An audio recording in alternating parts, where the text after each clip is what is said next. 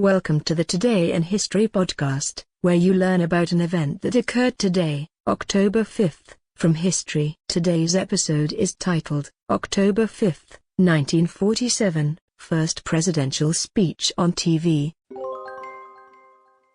On this day in 1947, President Harry Truman, 1884–1972, makes the first ever televised presidential address from the White House, asking Americans to cut back on their use of grain in order to help starving Europeans. At the time of Truman's food conservation speech, Europe was still recovering from World War II and suffering from famine. Truman, the 33rd Commander-in-Chief, worried that if the U.S. didn't provide food aid, his administration's Marshall Plan for European economic recovery would fall apart. He asked farmers and distillers to reduce grain use and requested that the public voluntarily forgo meat on Tuesdays, eggs and poultry on Thursdays, and save a slice of bread each day.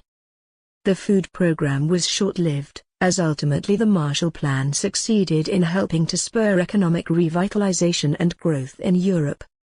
In 1947, television was still in its infancy and the number of TV sets in U.S. homes only numbered in the thousands. By the early 1950s, millions of Americans owned TVs. Most people listened to the radio for news and entertainment. However, although the majority of Americans missed Truman's TV debut, his speech signaled the start of a powerful and complex relationship between the White House and a medium that would have an enormous impact on the American presidency. From how candidates campaigned for the office to how presidents communicated with their constituents. Each of Truman's subsequent White House speeches, including his 1949 inauguration address, was televised. In 1948, Truman was the first presidential candidate to broadcast a paid political ad.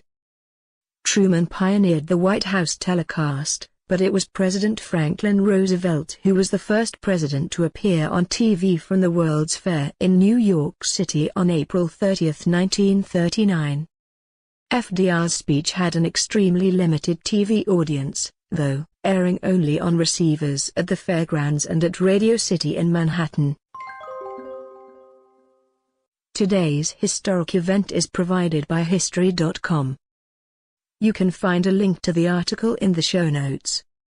Help support the podcast by rating us on iTunes. One quick review goes a long way to keeping this podcast going.